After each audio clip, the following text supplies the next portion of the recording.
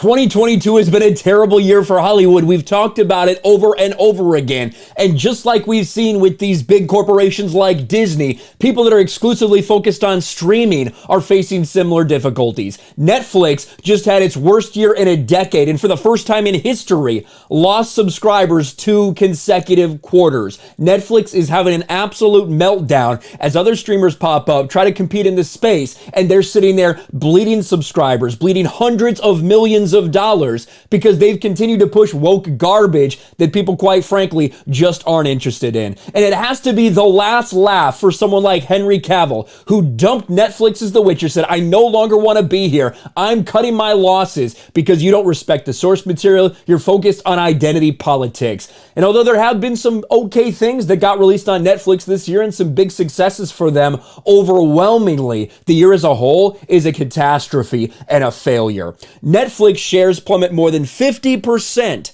in 2022, worst year in more than a decade. We talked earlier about how bad it has been for Disney, a 44% drop in their stock, burning hundreds of millions of dollars in their market cap. And when you look at Netflix, it's even worse. And when you have things on there like Meghan and Harry, one of the people that is the most despised people in the world in Meghan Markle, this fake victim activist, yeah, it's gonna push away some people. Oh, it was number 1 on Netflix, yeah, for like a day. And then it fell off and was replaced by things that came out before it. That's not success. When you come out with something new and a couple people try it out but don't continue watching, that is not a success. Same thing with The Witcher Blood Origin. They saved the worst of the worst for last. The Witcher Blood Origin is so bad. It's cringe. It's terrible. It's full of identity politics and it's inept. The effects are awful. Everything about this show is bad. And of course, when your focus is identity politics, that's what happens. Henry Cavill got out of there just at the right time. And following all the Dave Chappelle controversy from 2021, we saw more of that pop up, with the woke activists furious whenever Netflix did anything that didn't quite align with their agenda, despite the fact that so much of the garbage on Netflix is geared towards the LGBTQ community.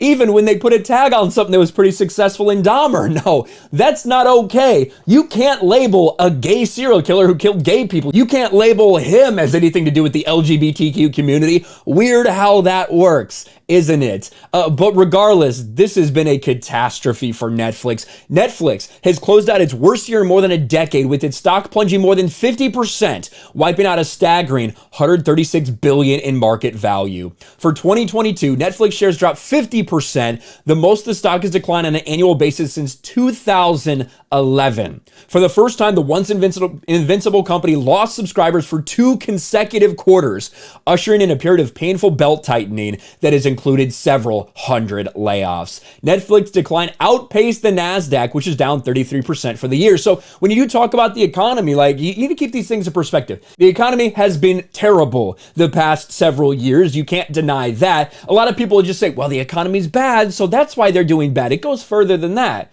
When you look at these companies like Netflix that are being outperformed by just the normal market, you can tell that it's something a little bit extra there. Whether it's just the entertainment industry as a whole, whether it's tech companies, things like that, that's what you're looking at. You can't just say, oh, the economy's bad. It's about more than that. The left-wing streamer, which continues to have a production deal with Barack and Michelle Obama, is being forced to try new ways to juice revenue. Oh yes, Netflix recently announced, oh, by the way, we're going to do our ad-based tier. We're going to do ad-based tier, try to get a bunch of people coming in here, giving us a bunch of money so you can watch commercials.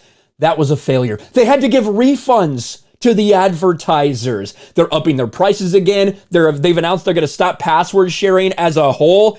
It doesn't look like 2023 is going to get any better. It's the same story with nearly all of woke Hollywood. It's a lesson we've been trying to tell them over and over again, and they haven't learned. Henry Cavill gets the last laugh as Netflix has its worst year in a decade. Let me know your thoughts in the comment section below. Smash a like button, subscribe to the channel, ring the bell for notifications, share this video out there, and I'll talk to you later.